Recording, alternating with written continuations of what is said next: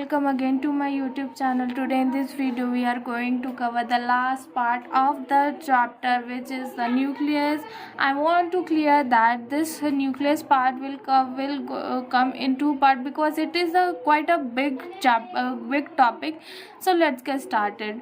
As you know, first of all we will take a quick revision and then we will make a short notes of it.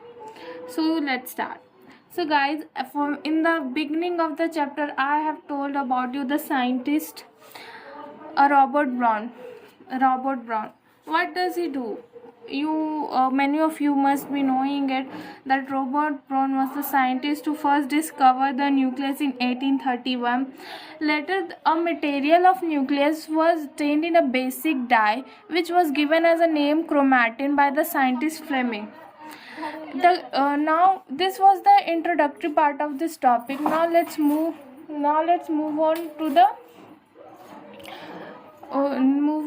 the major part of the topic. So the interphase nucleus. So guys, you must be annoyed that what is this interphase nucleus.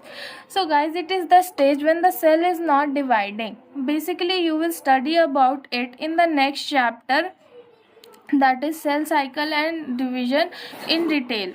So guys, during the interphase of nucleus is highly extended and elaborate nucleoprotein fibers called chromatin, nucleus matrix, and one more spherical bodies called nucleoli. Later the electron microscopy showed that it consists of two parallel membranes with a space between them called perinuclear space, which forms a barrier between the materials present in the nucleus and the materials present in the cytoplasm.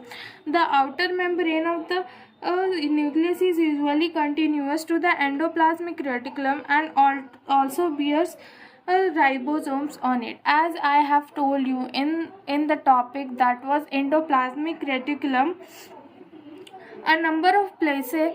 Guys, when you will study the nucleus under the microscope, you will find that its membrane is interrupted with minute pores which are formed by the fusion of two membranes. These nuclear pores are the passages through which movement of RNA protein molecules takes place in both the direction between the nucleus and cytoplasm. Normally there is only one nucleus per cell, but variation in number of nucleus are frequently observed. For example, you have seen our red blood cell. It does not have any nucleus.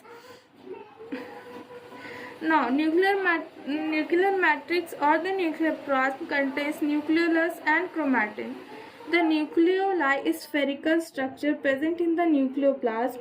The content of nucleolus continues with the rest of the nucleoplasm, not a membrane-bound structure. Guys, here you have to note this line that nucleolus is not a membrane-bound structure. So its function is nucleolus is the site of active ribosomal synthesis.